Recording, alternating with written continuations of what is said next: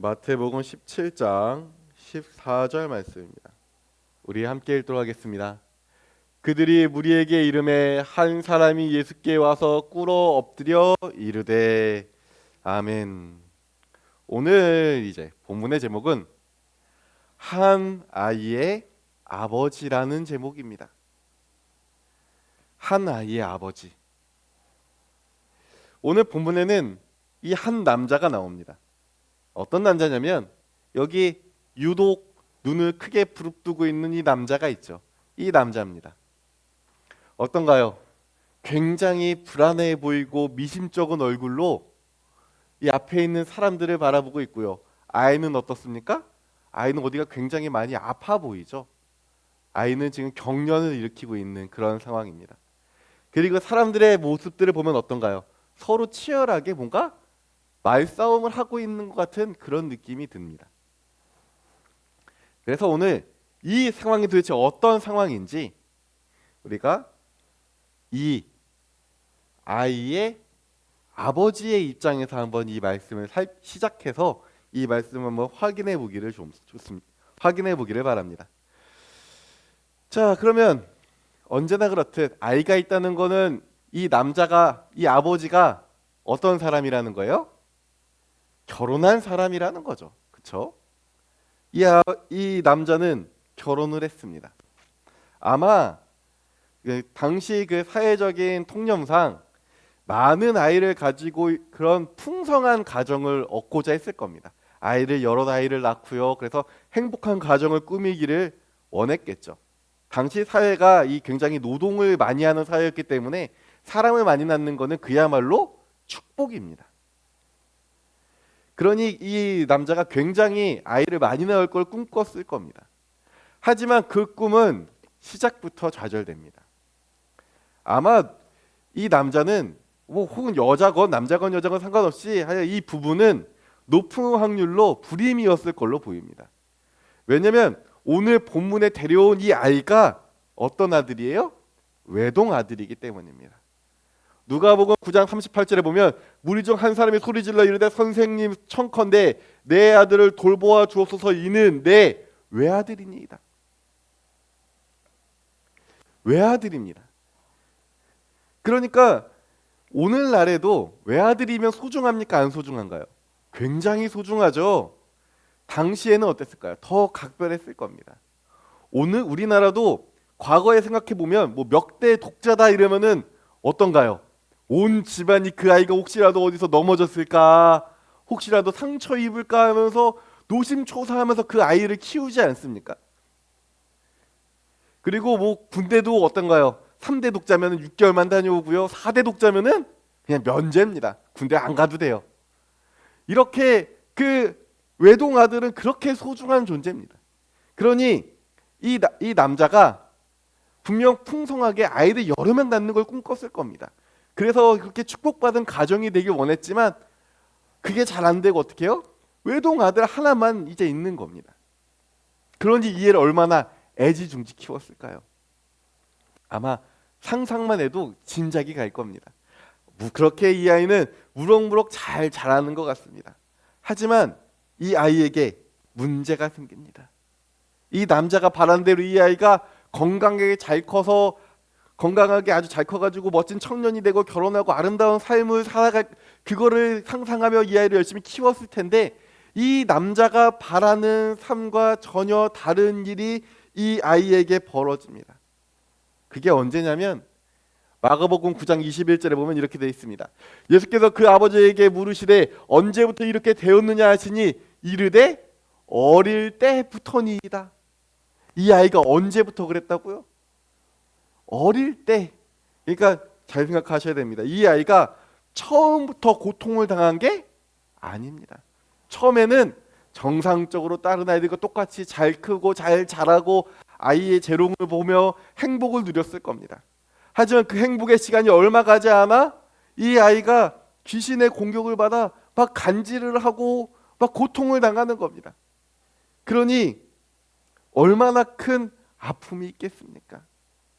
근데 여기서 우리가 오해하면 안 되는 게 뭐냐면 어떤 유전적인 문제나 사건 사고를 통해서 이런 간질의 현상이 일어납니다. 이렇게 사람이 간질하고 발작하는 게 모두 다 귀신의 역사는 아닙니다. 어떤 종류에는 유전 때문에 그런 경우도 있고요. 어떤 사고로 머리를 다쳐서 그러는 경우도 있습니다. 그때는 어떻게 해요?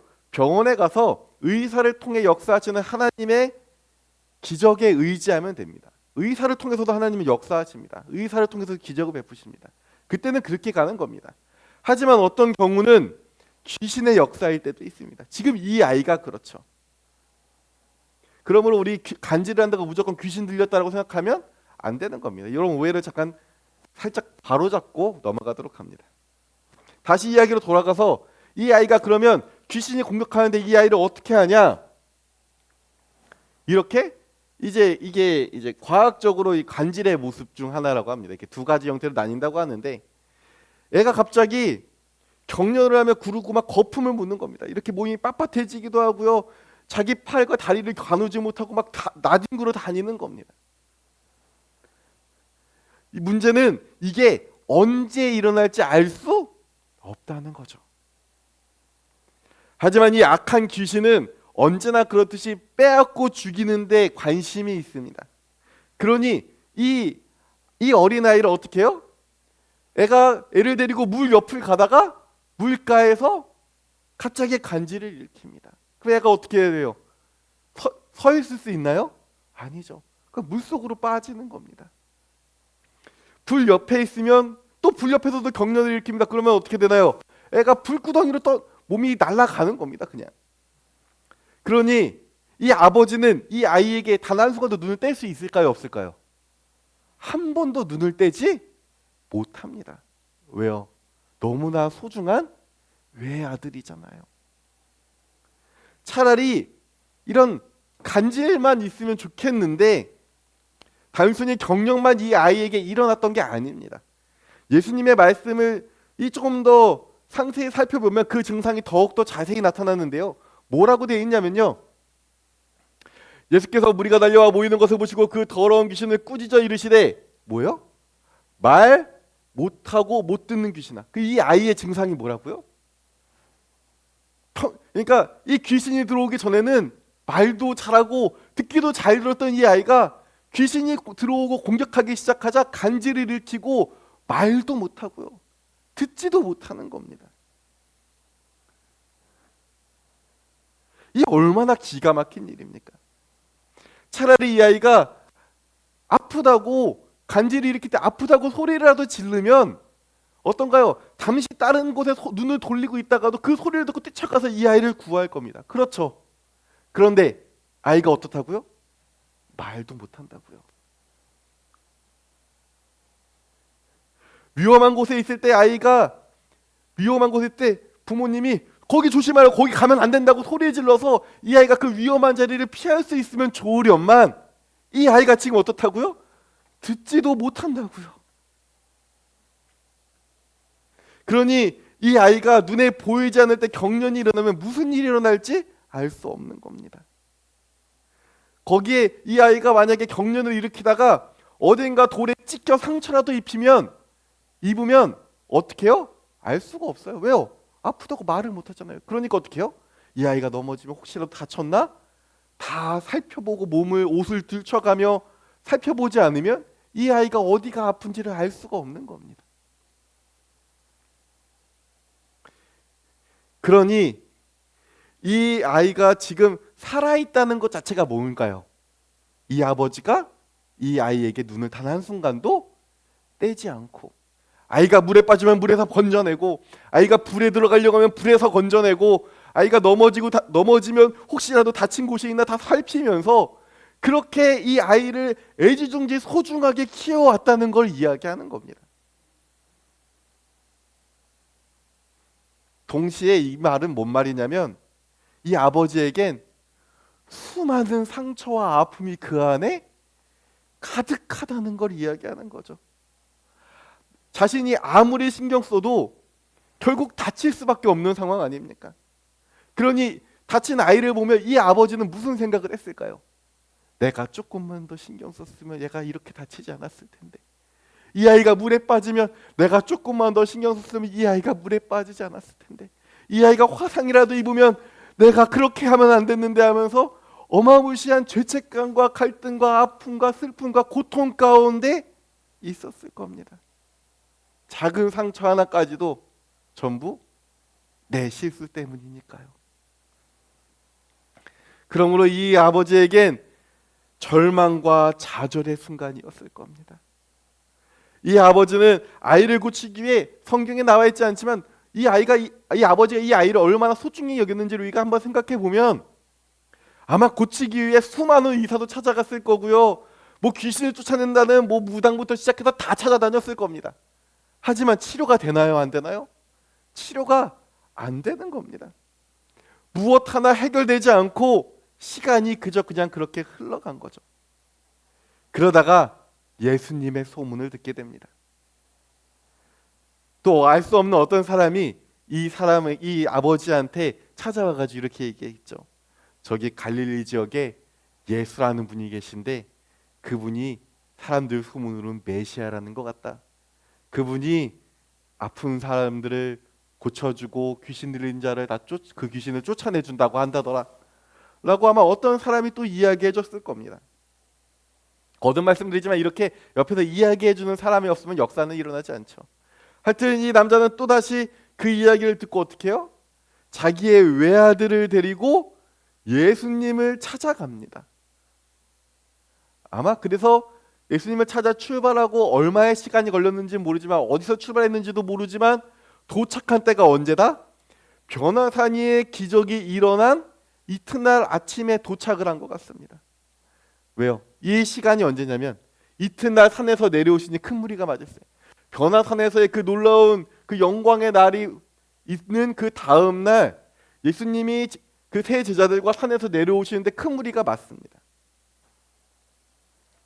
아마 이 아버지는 그 변화산 근처에 도착했을 때 큰 기대를 했을 겁니다. 왜냐하면 가는 길에 분명 예수님께 고침받은 수많은 사람들도 만났을 거고요. 그렇잖아요. 예수님이 정말 많은 사람들을 고치셨으니까요. 그리고 이곳까지 오는데 그리고 또한 이 오는 길이 쉽지는 않았을 겁니다. 희망도 있지만 쉽지 않은 게 왜냐하면 오는 길에 또 이 아이가 얼마나 많은 간질을 일으켰겠습니까? 하여간 참 수많은 우여곡절 끝에 도착한 곳에는 아쉽게도 예수님이 계신가요? 안 계신가요? 예수님이 그 자리에 계시지 않았습니다. 그 자리에는 9명의 제자들만 예수님을 기다리고 있는 모습을 볼 수 있었습니다. 그 주변에는 그들뿐만 아니라 예수님을 따르는 수많은 무리들도 함께 있었습니다. 왜요? 여기 큰 무리가 맞을 때라고 했잖아요. 그러니까 이미 큰 무리가 모여 있고요. 예수님의 제자들 9명은 예수님이 언제 오시나 오매불만 기다리고 있는 겁니다. 그래도 이 아버지 입장에서 보면 저렇게 많은 사람들이 몰려 있으면 희망이 생길까요? 안 생길까요? 희망이 생기겠죠. 내가 잘 찾아온 것 같다. 저렇게 봐봐라, 사람이 저렇게 많다. 우리가 음식점 가서 사람이 많으면 기대합니까, 안 합니까? 기대하죠. 아, 여기가 맛있어서 사람이 많은가 보다 하고 음식점 갔는데 파리만 날리고 있으면 아이고 내가 잘못 들어왔나 이런 생각이 들다시피 동일하게 이 아버지도 분명 이 큰 무리를 보고서 야, 여기가 사람이 이렇게 많으니 나에게 희망이 있는 것 같다 하고 아마 갈 겁니다. 그리고 예수님의 제자들을 만났겠죠. 그리고선 아마 제자들에게 얘기했을 겁니다. 예수님 어디 계십니까? 제자들이 얘기했겠죠. 산에 올라가셨습니다. 언제 내려오십니까? 그건 모르겠습니다. 예수님 언제 내려온다고 얘기 안 하셨으니까요. 이들은 그냥 마냥 예수님이 오기만 기다리는 겁니다. 그리고 이 제자들이 물어보겠죠. 도대체 무슨 일 때문에 오셨습니까? 하면은 이제 이 아버지가 내 아이가 귀신이 들려 간질을 하고 말하지도 못하고 듣지도 못합니다 라고 얘기했을 겁니다. 그러니 이 제자들이 어떻게 했을까요? 이 제자들이 아버지와 이 아이를 보고 자신들이 이 귀신을 쫓아내기 위해 기도를 했을 겁니다. 근데 문제가 뭐예요? 기도를 했는데 내가 주위의 제자들에게 데리고 왔으나 능히 고치지 못하더이다. 고치지를 못한 거예요. 그 결과는 보다시피 고치지 못한 겁니다. 그럼 제자들이 갑자기 뭐 무모한 도전을 했던 걸까요? 제자들이 할 수 없는 일을 갑자기 예수님 안 계시고 우리가 한번 해볼까? 이랬던 걸까요? 그건 아닙니다. 왜냐하면 이들은 예수님께 병 고치는 권능을 받았습니다. 마태복음 10장 1절에 예수께서 그의 12제자를 부르사 더러운 귀신을 쫓아내며 모든 병과 모든 약한 것을 고치는 권능을 주시니라. 권능을 받았습니까? 안 받았습니까? 권능을 받았습니다. 그러면 어떤 사람은 이렇게 얘기할 겁니다. 권능만 받았지 사실 이들이 이런 역사를 일으키려면 그 오순절에 성령님의 충만하심을 받아야 되는 거 아니냐라고 이야기할 수 있습니다. 아닙니다. 왜냐하면 마가복음 6장 12절 13절에 제자들이 나가서 회개하라 전파하고 많은 귀신을 쫓아내며 많은 병자에게 기름을 발라 고치더라. 했습니까? 안 했습니까? 이들은 다 해봤던 사람들입니다. 예수님이 이 제자들을 보낼 때 많은 귀신을 쫓아내며 많은 병자에게 기름을 발라 고쳤습니다. 여러분, 이 제자들은 이 아이의 병을 고칠 수 있었습니다. 주님께서 고칠 권능을 주셨고 그것이 말뿐만 아니라 실제로 많은 병자를 고칠 수 있도록 주님께서 그들을 파송하셔서 많은 병자와 귀신을 쫓게 만드셨습니다. 하지만 이 제자들은 아이를 고치는데 실패합니다.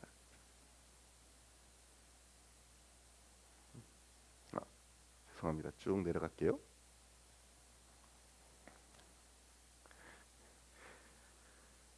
그러니 어때요? 그 안에 이런 사람들이 있습니다.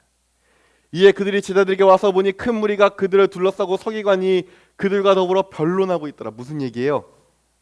제자들이 이제 이 아이를 고치기에 막 기도를 합니다. 그러면 큰 무리의 사람들이 볼까요? 안 볼까요? 보죠. 야, 예수님의 제자들이 저 귀신 들린 저 아이를 치료하나 보다 하고 다 관심 기울여서 무슨 일이 일어나나 이렇게 보고 있었을 겁니다. 그리고 당연히 그 자리에는 서기관 바리새인들도 무슨 꼬투리를 잡아볼까 이러고 이렇게 보고 있었을 거죠. 그런데 귀신이 나갑니까? 안 나갑니까? 안 나가요. 그러니 이 서기관들이 신이 났을까요? 안 났을까요? 아이가 아픈데도 불구하고 신이 났을 겁니다. 아마 신이 나서 이거 봐라 저 예수를 믿는 사람 저거 잘못된 거다. 저 제자들이 이 사람 하나 고치지 못하는 거 아니냐라고 신이나 이야기를 했을 겁니다. 아마 이 서기관과 바리새인들은 웃음을 참으며 막 비꼬았을 겁니다. 이들의 공격은 언제나 그렇듯 굉장히 정중하죠. 정중한데 어떤가요? 정중한 겉모습과 비열한 속마음으로 공격하지 않습니까? 그러니 변론이라고 해봤자 서기관들과 바리새인들은 원래 공부를 많이 한 사람들이잖아요. 그러니까 이 말발이 얼마나 좋겠습니까? 그러니 막 정신없이 공격하고요. 제자들은 정신없이 변명만 그냥 이것저것 늘어놓느라 변론이 아니라 그냥 변명하고 있는 그런 상황이었을 겁니다. 그리고 아마 예수님을 쫓아온 그 수많은 무리들은 술렁술렁 거리기 시작했겠죠.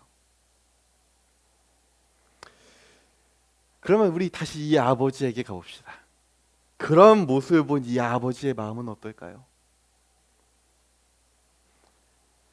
시간이 흘러갈수록 죄송합니다. 다시 꽂겠습니다.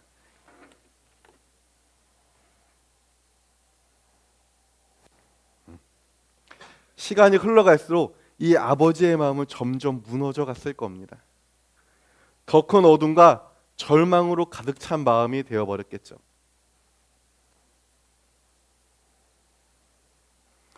그러던 사이에 저 멀리서 뭐예요? 예수님이 내려오시는 모습이 보이는 겁니다. 무리들은 예수님이 어떻게 생겼는지 알고 있었을 테니 아마 예수님 저 멀리서 내려오는 거 보고 저기 예수님이 오신다, 저기 예수님이 오신다 이런 얘기들이 막 들려왔을 겁니다. 그러자 이 아버지의 마음에 작은 희망이 싹트기 시작합니다. 마가복음 9장 15절입니다. 온 무리가 곧 예수를 보고 매우 놀라며 달려와 문안하거늘 이라고 되어 있습니다. 이들은 예수님의 등장에 이 무리들이 어떻게 해요? 너나 할 거 없이 예수님께 달립니다. 아마 제자들은 이 민망한 상황에서 그렇잖아요. 우리가 이 아이를 고치겠습니다 하고 막 기도를 했는데 실패했잖아요. 그러니 이 민망한 상황을 어떻게든 탈출하고 싶은 마음이 간절했겠죠. 그래서 저기 예수님이 오신다니 뛰어갑니까? 안 뛰어갑니까? 체면이 어디 있습니까? 뛰어가야죠. 이거 막 뛰어갈 거고요. 무리들은 어떨까요? 이 흥미로운 이야기거리가 어떻게 진행될지 궁금합니까? 안 궁금하니까? 궁금하죠. 그러면 명당 자리를 먼저 잡아야 되겠죠. 그러니까 무리들도 달립니다. 그리고 서기관과 바리새인들은 이제 이 논쟁을 이어가야 되는 사람들 아닙니까?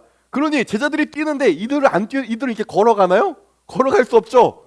이 빨리 이걸 논쟁을 더해서 예수님을 무너뜨려야 되는 게 이 사람들의 의무 아닙니까? 그러니까 이 서기관과 바리새인들 뛰었을 겁니다. 그리고 제일 먼저 달리는 사람은 누굴까요? 당연히 이 아이의 아버지였겠죠.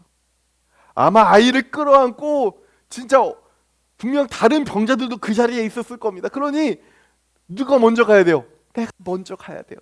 그러니까 아마 젖먹던 힘을 다 끌어다가 진짜 막 미치듯이 달렸을 겁니다. 그들이 오자 예수님이 이야기하십니다. 마가복음 9장 16절입니다. 예수께서 물으시되 너희가 무엇을 그들과 변론하는. 예수님이 내려오시면서 보신 거죠. 제자들하고 그 서기관들하고 막 말싸움하고 있는 거를 그 산에서 내려오시니 멀리서부터 보일 거 아닙니까? 그러니 너희도 도대체 뭐 때문에 그들하고 싸우고 있느냐라고 예수님이 물어보십니다. 아마 그거에 대해서 우리가 예수님 이렇게 물으시면은 내가 제자가 아니더라도 얘기할까요, 안 할까요? 내가 제자가 아니더라도 예수님 그게요. 아니 제자들이 그 사람 저 아이 귀신 쫓아내다 실패했다니까요. 이렇게 막 서로 얘기하려고 막 난장판도 아니었을 겁니다. 거기서 질서정연하게 제가 먼저 이야기하겠습니다. 이랬을까요? 그건 아닐 겁니다. 우리 알잖아요. 아마 정신없이 얘기했겠죠. 그리고 서기관도 아마 먼저 얘기하려고 했을 겁니다. 비웃으면서 아유 당신 제자들이 귀신 쫓으려다 실패했어. 그 당신 진짜 권능 있는 거 맞소? 이러면서 서기관도 비꼴려고 먼저 얘기하려고 했을 겁니다. 하지만 가장 간절한 사람이 엎드리고 소리 질러 말을 합니다. 마태복음 17장 14절에 그들이 무리에게 이르면 한 사람이 예수께 와서 꿇어 엎드립니다. 그리고 단순히 꿇어 엎드린 것뿐만 아니라 왜요? 수많은 사람들이 이야기하잖아요. 그러니까 누가복음에 이렇게 나옵니다. 9장 38절에 무리 중에 한 사람이 소리 질러 이르되 뭐예요? 꿇어 엎드리고 뭐 한 거예요? 소리를 지른 거예요. 왜요? 다른 사람보다 내 목소리가 더 커야 되니까요. 그리고 이 아이의 아버지가 얼마나 간절했겠습니까? 이 아이의 생명이 달려 있는데요. 그러니까 꿇어 엎드려서 아마 자신이 낼 수 있는 진짜 목청이 터져나갈 정도로 크게 선생님 청하건대 내 아들을 돌보아 주옵소서. 이는데 왜 아들이니이다. 정말 목청이 터져라 이야기했을 겁니다. 이 아버지의 마지막 기회입니다. 제자들은 실패했고요.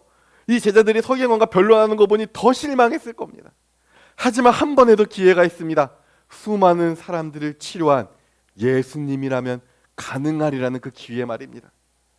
그러니 서로 말하려는 이 다른 사람들보다 더 큰 소리로 너도 나도 예수님께 설명하려는 그 순간보다 누구보다 더 간절히 소리를 지르는 겁니다.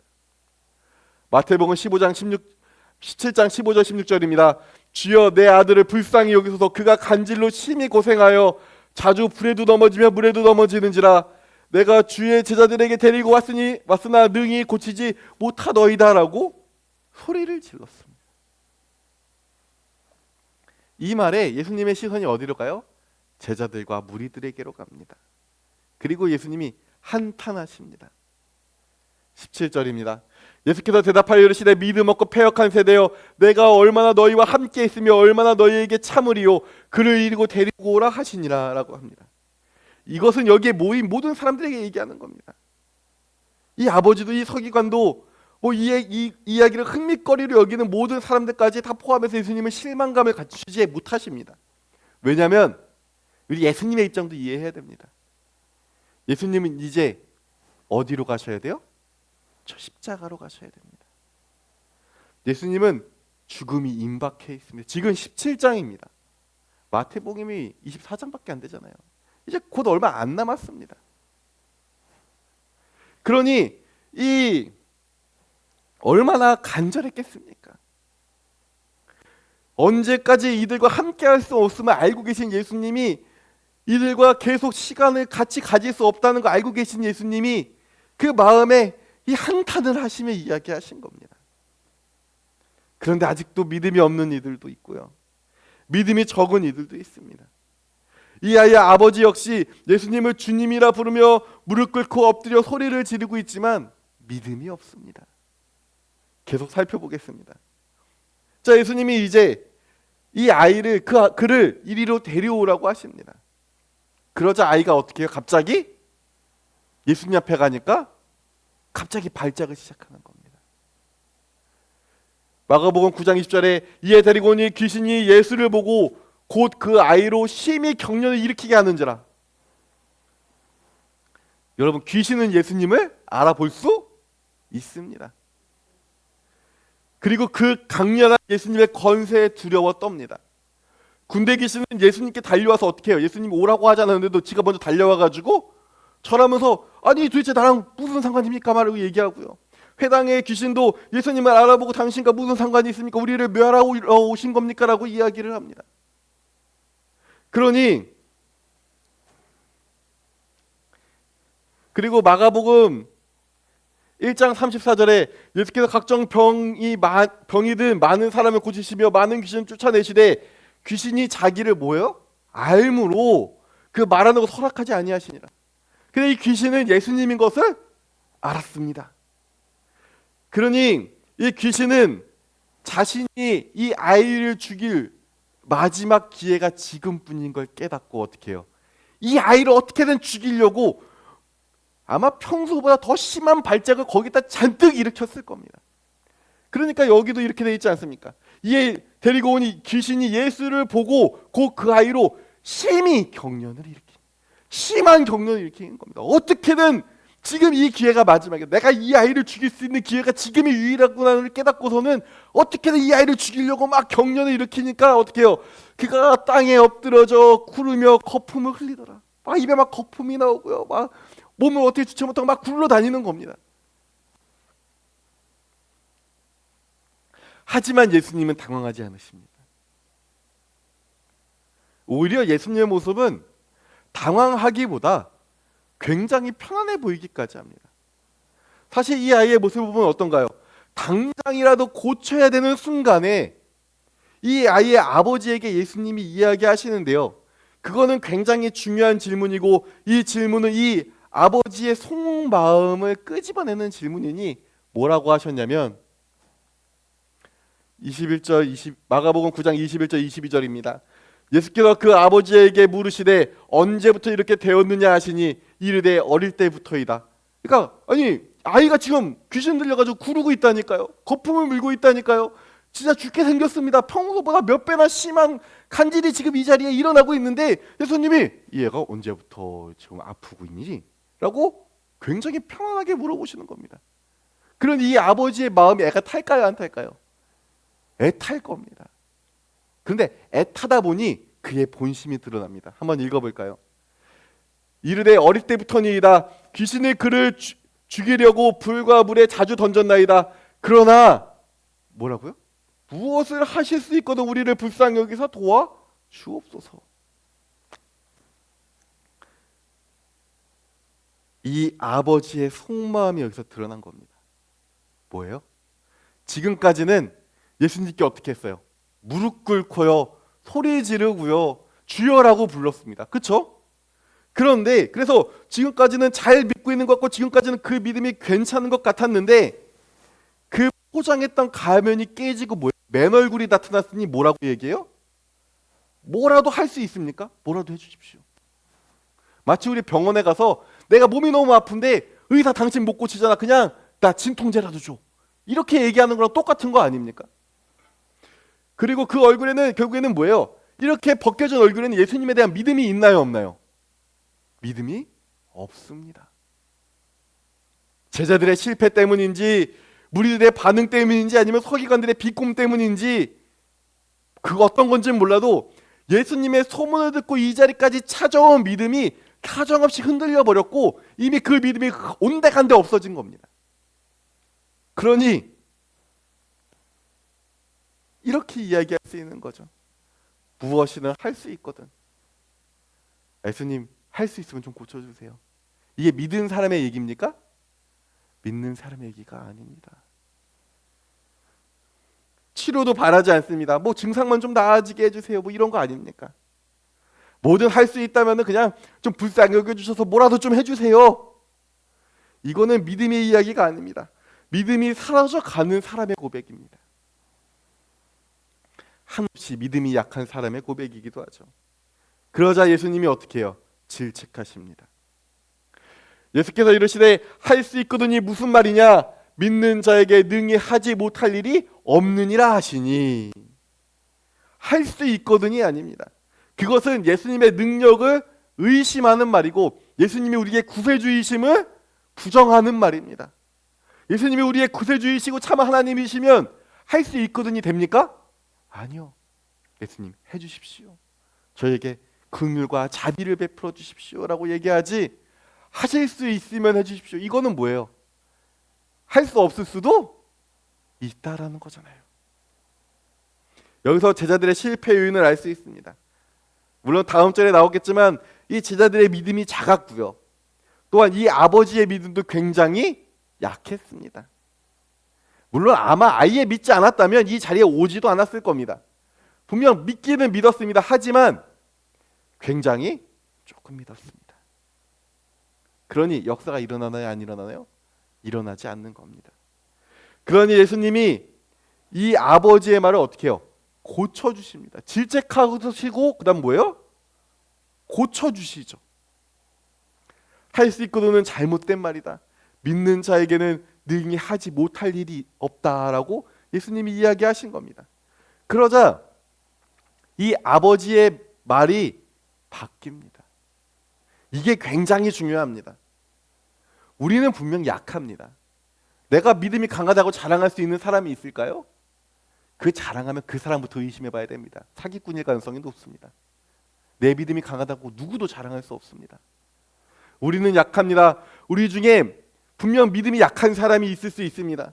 우리가 가진 믿음이 강하지 못할 수도 있습니다. 그래서 때로는요 의심하기도 하고요 흔들리기도 할 수 있는 게 우리 아닙니까? 그때 우리의 고백이 이 아버지의 말처럼 돼야 됩니다. 보시죠. 마가복음 9장 24절입니다. 그 아이의 아버지가 소리질러 이르되 다시 소리 지릅니다. 방금 전에는 혹시라도 예수님 나 놓칠까 봐 소리 지른 거라면 가면을 쓰고 소리 지른 거라면 이번에는 그 가면이 다 깨어지고 자기의 본 모습으로 소리 지르는데 뭐라고 하냐면 내가 믿나이다. 나의 믿음 없는 것을 어떻게 해요? 도와주소서라고 합니다. 이 아버지의 간절함이 보이지 않습니까? 예수님께서 가르쳐주자 그가 소리를 지르는 겁니다. 누가 옆에서 더 크게 고백하십시오 이런 거 하지 않았습니다. 그 스스로 자신의 본 모습을 다 드러낸 상태로 주님께 이야기하는 겁니다. 소리 지르지 않으면 안 될 그 간절함이 그 마음속 깊은 곳부터 터져 나온 겁니다. 그러니 소리를 지릅니다. 믿겠나이다. 나의 믿음 없는 것을 도와주십시오. 이 순간 이 아버지의 믿음 약한 것, 믿음 적은 것, 연약한 것이 어떻게 돼요? 다 사라져 버립니다, 여러분. 이 아이를 낳게 할 충분한 믿음이 그 자리에 생기게 됩니다. 이 순간 이 아버지의 믿음이 약한 것과 적은 것과 뭐 이런 것들은 다 상관없어집니다. 그리고 예수님께서는 마가복음 17장 18절에 이에 예수께서 꾸짖으시니 귀신이 나가고 아이가 그때부터 나으니라라고 해서 그 아이를 고쳐주십니다. 여기서 우리는 어마어마하게 중요한 사실을 알 수 있습니다. 그건 우리의 기도에 뭐가 들어가야 된다는 거예요? 나의 믿음 없음을 도와달라는 기도가 필요하다는 겁니다. 사실 우리가 살아가면서 나의 절망적인 상황이나 무너져가는 나의 삶의 문제에도 불구하고 예수님의 말씀을 듣고 믿겠다는 고백과 그런 것들을 하지만 때로는 우리가 어때요? 그러한 것들 때문에 절망하며 넘어지며 좌절하기도 합니다. 우리가 믿음이 이렇게 굳건하게 서 있다가도 어느 순간 되면 막 흔들려서 어찌할지 모를 그런 일들이 일어나기도 합니다. 정말 우리 앞에 주어진 길이 이렇게 좁고 험난한 길이라 이걸 어떻게 해야 될지 몰라 나의 믿음이 흔들릴 때가 있습니다. 우리 앞에 주어진 상황은 정말 수도 없이 절망과 고난과 아픔의 연속이죠. 그래서 우리는 때론 무너지기도 하고요. 때로는 좌절하기도 하고요. 때로는 실망감을 감추지 못하고 나의 믿음을 잃어버리기도 합니다. 그게 우리입니다. 그게 우리 사람입니다. 누구도 그 어려움에서 벗어날 수 없습니다. 그때 우리가 지금의 이 기도를 잊어버리셔서는 안 됩니다. 그때 나의 믿음 없는 것을 도와주소서. 예수님, 나의 이 믿음 부족한 것을 도와주소서라고 간절히 주님께 고백하는 기도가 우리에게 필요한 겁니다. 주님, 내가 주님을 믿겠습니다. 나의 믿음 없는 것을 도와주세요. 제발 도와주세요. 이 기도는 우리가 믿음이 있어서 하는 기도가 아니라 우리의 믿음이 부족할 때 하는 기도입니다.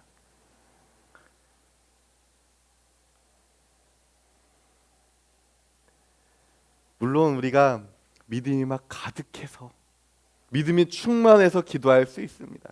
그렇게 기도하신다면 정말 축복드립니다. 하지만 우리가 우리의 믿음이 한없이 떨어져 있을 때도 우리는 기도해야 합니다. 정말 이것이 이루어질까?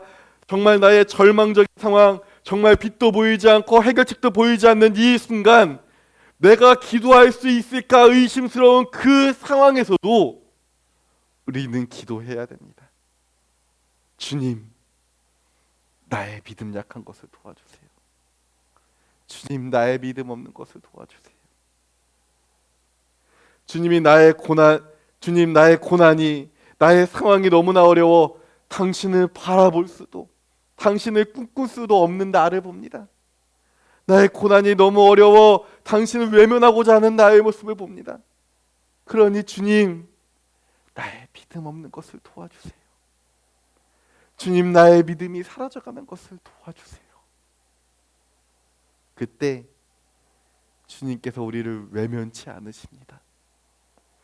주님은 그때 그 아이의 아버지에게 믿음을 부어주는 기적을 베푸셨듯이 우리의 마음에 주님을 향한 믿음이 강건해지는 기적을 베풀어 주실 겁니다. 주님은 이런 기도를 하는 우리를 결코 외면하지 않으십니다. 우리의 약한 믿음에, 우리의 사라져가는 믿음에 힘을 불어넣어 주시는 예수님입니다. 그러니 나의 고난이, 나의 삶이, 나의 상황이 때로는 절망적이고 미래가 보이지 않는다 하더라도, 그래서 믿음이 사라져가고 무너져가는 그 순간에도 포기하지 마시고 기도하십시오. 주님이 응답하셔서 우리의 마음에 믿음을 부어 주실 겁니다. 기도하겠습니다.